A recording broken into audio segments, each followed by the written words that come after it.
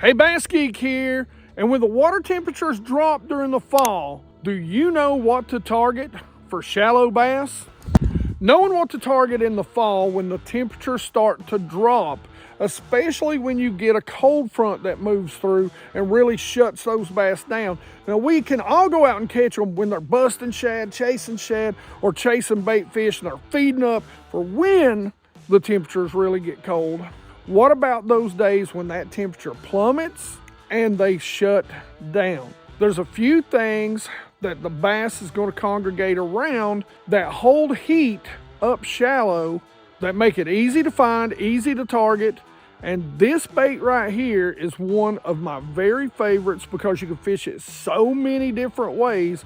One way I'm not ready to show you, but that's for shad chasers. This is probably my favorite way to catch those bass up shallow when the temperatures drop and it gets cold. Let me show you. So there's a lot of different ways that I like to fish this bait. There's two in particular. I'm going to show you one of them today, but there's really two ways that we can target these shallow bass with this bait really successfully.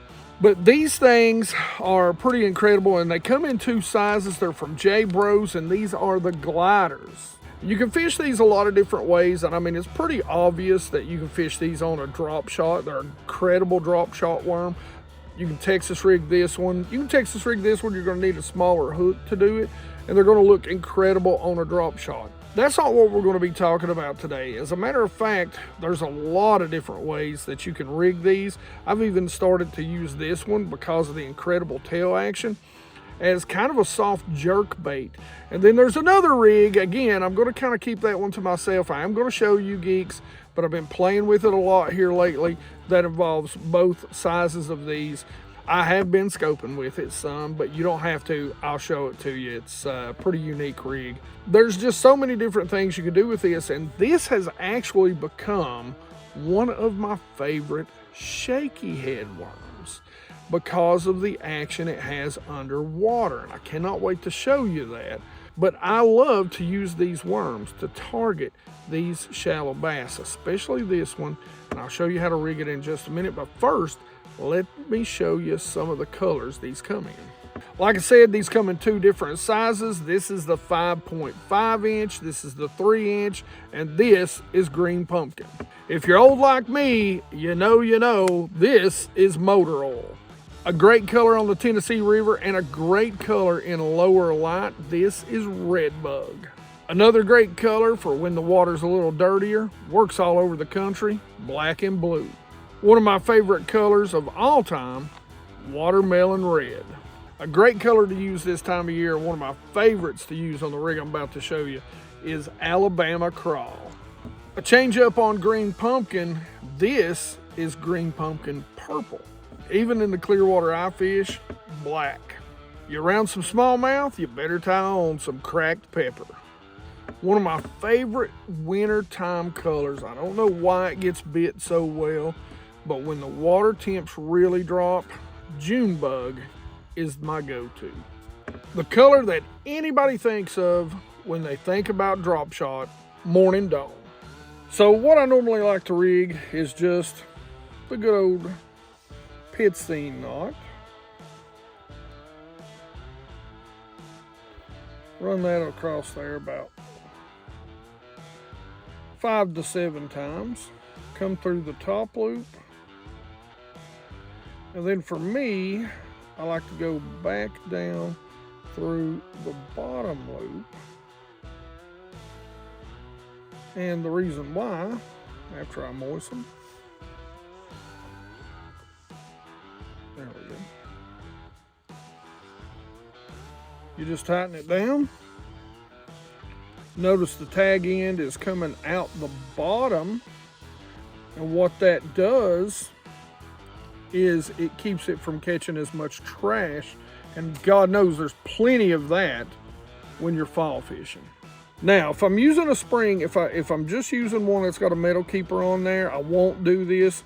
But if I'm using a spring, what I'm going to do is I'm just going to cut straight across. So I've got a nice flat area to put the spring in. Then I'm just gonna screw it up on there nice and snug. I'm gonna measure where that's gonna come out. I'll come in.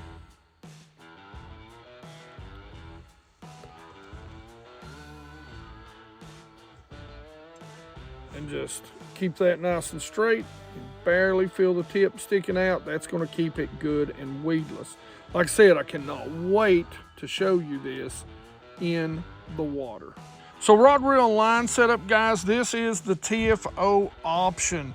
This is a 7.3 medium fast action.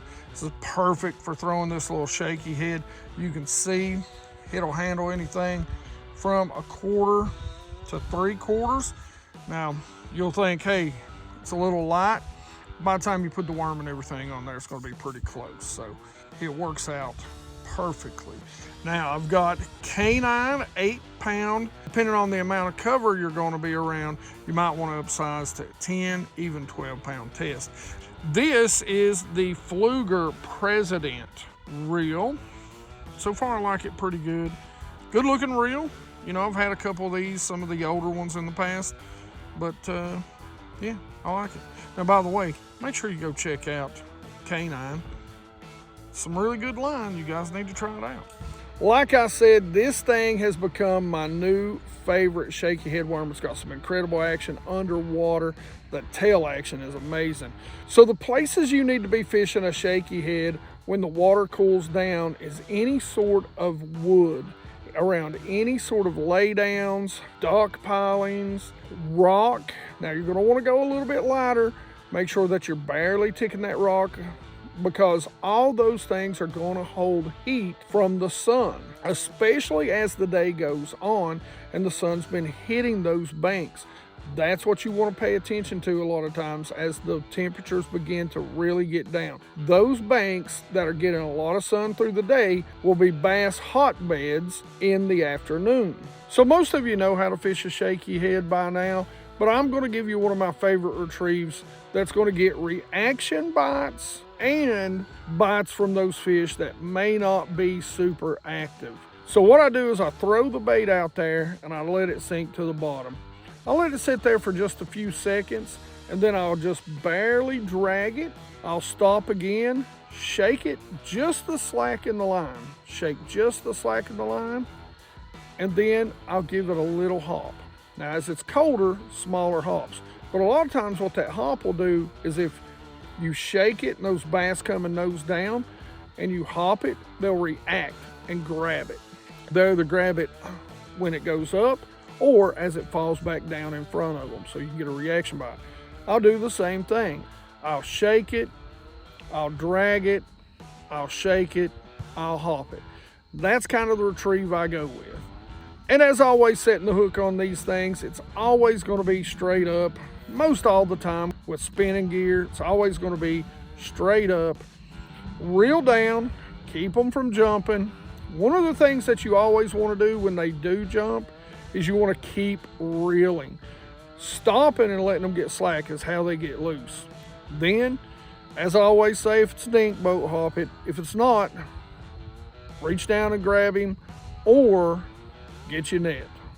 So make sure you go check out J-Bros and the glider. It is so versatile. It's one of my favorite shaky head worms to use.